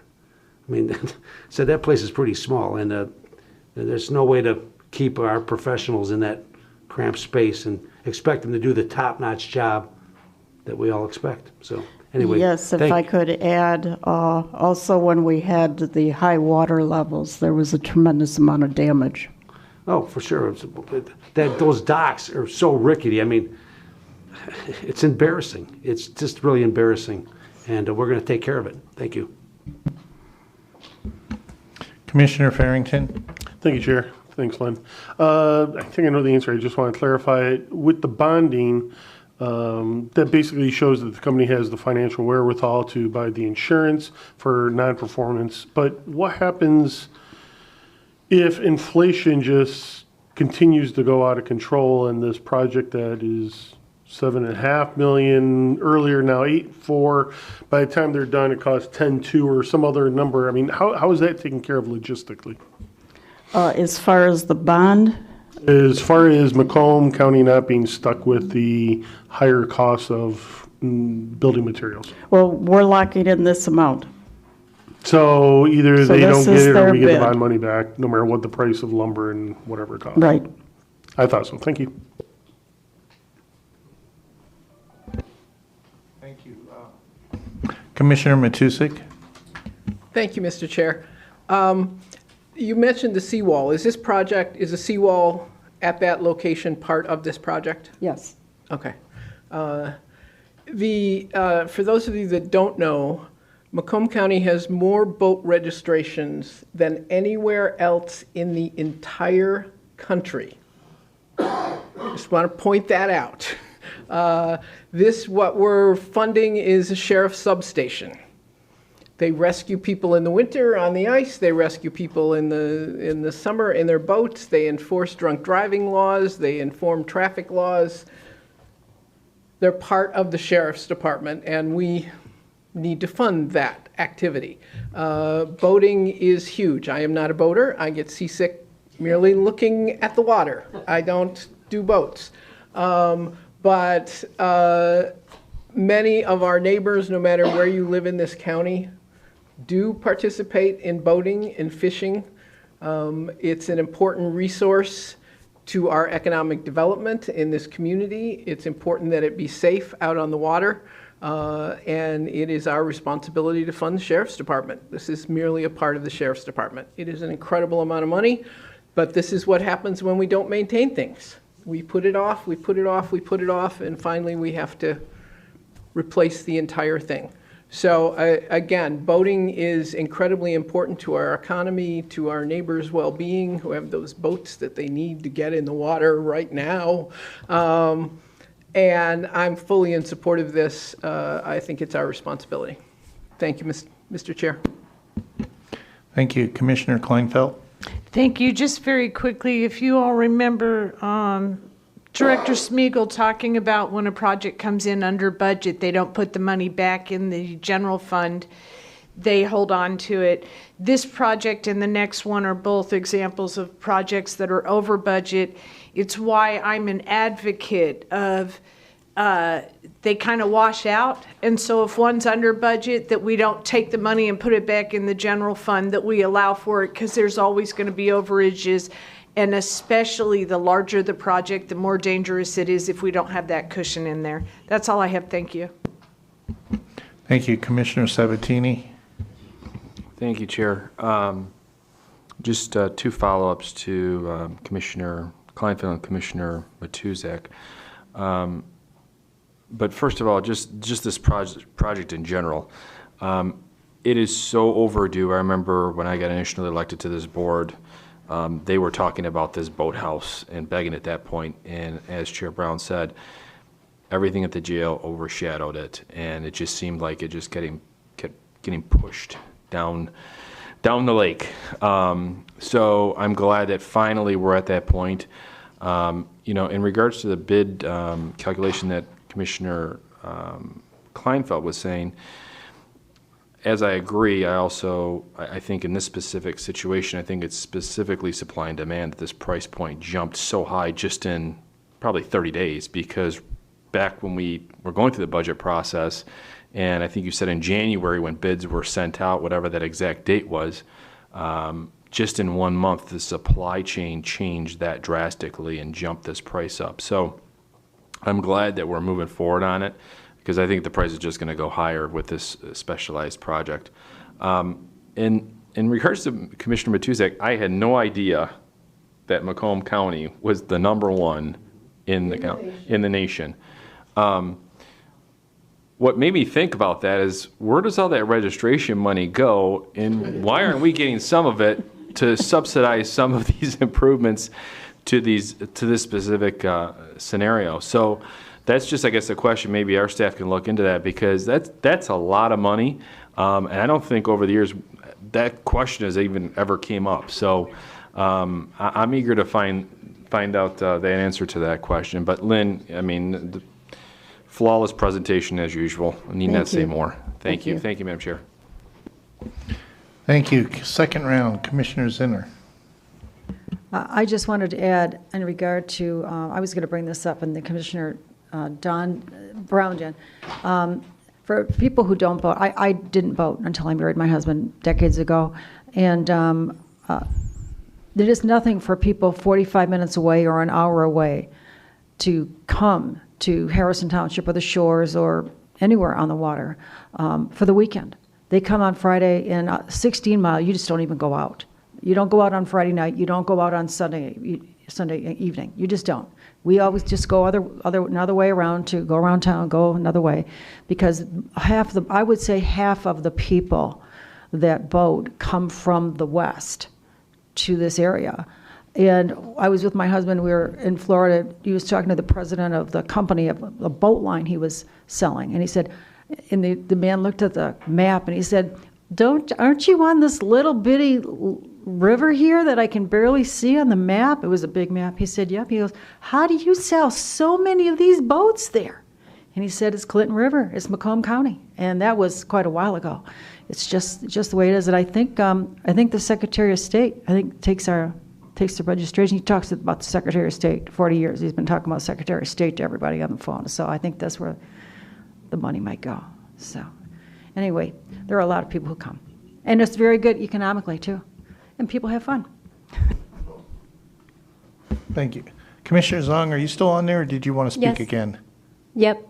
Thank you, Chair. I think the boat registration fee is a good question, and that's why I kind of implied, looking into grants, maybe some of that money or most of it actually goes to DNR. So I'd be really interested if, Lynn, you can look into that to see if there is any funding, additional funding sources that could help support this project. Thank you, Chair.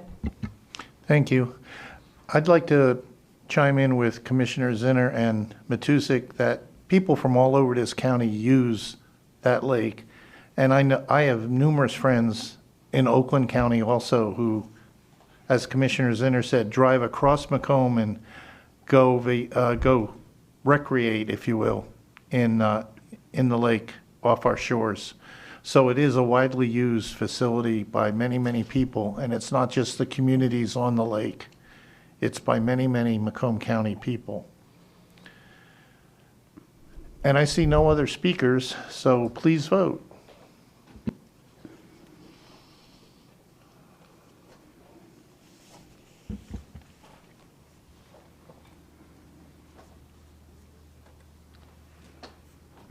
Motion passes 12-1 with Commissioner Song voting no.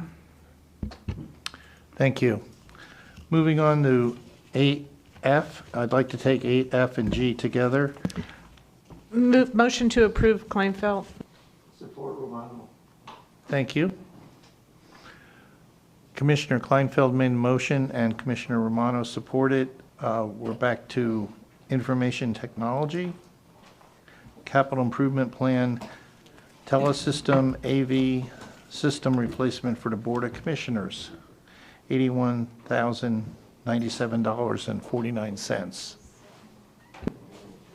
Commissioners, this request is for replacement of the video equipment back in that room. I'm sure there's quite a few people here that can understand the issues that we have with the current system. It's antiquated and provide lots of issues for us. And we went to bid. It was a long process, but finally got this back, and the winning bid was $81,097.49. And the savings from the IT capital projects in the jail management system will provide funding for this purpose. Thank you. Commissioner Zong. Oh, thank you, Chair. I just want to show everybody my monitor. I don't know if you can see it, but it's like blue and red here. So very excited about this improvement. Jacob, do you know when this will actually be implemented? As soon as it's approved and we have the right to go ahead, we'll start the ordering. Once again, nowadays I cannot guarantee that things will arrive in a few weeks, but we'll do the best job possible and make sure to stay on the vendor and get commitments, but as quickly as we can. Okay. We'll move And this aggressively system would forward. allow for public participation virtually and live streaming? I think that was one of the requirements, if I'm not mistaken, so Crystal Okay. can speak better to that than myself. Just wanted to confirm. Yeah. Thank you. Thank you, Chair. Commissioner Zinner. I'm sorry. I did not mean to hit that. I'm very sorry. Okay, So then, turn that your was quick. microphone off now. Okay, thanks. Well, seeing no other speakers, please vote.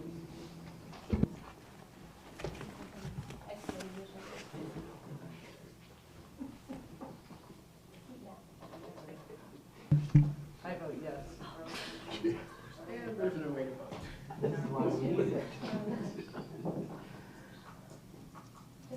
The timing of this glitch is just perfect. Yes. I want to thank votes yay. It is time. want to thank Jaco and your team for working with our office to make this a good project. It was a difficult time. Thank you. I think that sun got to Crystal in I Florida. think Jaco did that on purpose. No, I don't.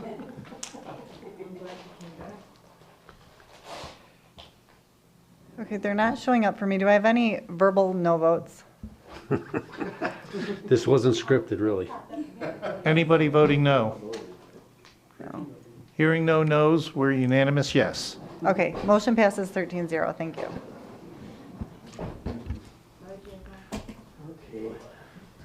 Okay, on to public participation. It's an opportunity for the public to participate. For those who wish to speak for a maximum of 3 minutes on any issue, once, twice, and 3 times, seeing an empty house. We'll close that and go on to commissioner comments.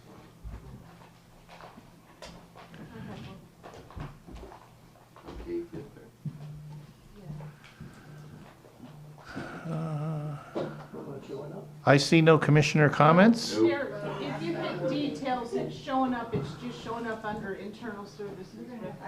I hit the details and I'm looking. Oh. It's not showing me anything. I had the wrong item set. Please resubmit if you're going to talk. I'm sorry. You did that on purpose. Commissioner Kleinfeld? Thank you, Chair. A couple of things. When you asked that question, Barb, earlier, you were absolutely correct. There was a lot of eyeballs flowing all over the place because there was an inadvertent, and Jeff so politely tried to correct it, but there was an inadvertent wrong answer, which would have led Commissioner Song to believe that the bid was changed after the fact and recently. So good job picking up on that. Commissioner Kraft, you are not as young as you used to be, but you are not as old as you will be, and you are also not as old as you think you are. If you are lucky enough to be Irish, and I believe you are, then you are lucky, and I want to say happy birthday. Thank you. Oh, happy birthday. There you go. 26. You're close. Thank you for that, Commissioner Kleinfeld. Commissioner Nard. I just wanted to comment. I didn't want to hold the young lady up there about the boathouse, but my family comes to that boathouse from Genesee County every year, twice a year. Just wanted to say that. Thank you. Are we missing anybody for technical difficulties? Commissioner Haw. Thank you, Chair. First of all, I don't believe my former seatmate's Irish, but he'll have to confirm that with me later. But he did say we do have the same shirts on today, so that was a good thing. The question was asked about Russian investments. I would like to make the board aware Macomb County currently invests nothing in Russia. That was all taken care of at the last meeting. Thank you, Chair. Thank you. Again, anybody having technical difficulties? Commissioner Romano. You know, I see that of course, I look at the clock right in front of us, but I don't know about the rest of you, but I think this is a great idea, doubling up on the meetings when we don't have a whole, and it's not bad, I mean, if we look at the time, so just personal opinion, if we can do this in the future, I'm all for it. I don't know what the other commissioners feel like it, but I'd rather be here till 5:30 or 6 o'clock and double up twice than come in for 20 minutes at a meeting. So just a suggestion. That's all I have. Thank you. Thank you. Again, seeing no other speakers. Motion to adjourn. Commissioner Romano, supported by Commissioner Zinner. Please vote. Joe, could you repeat that motion, please?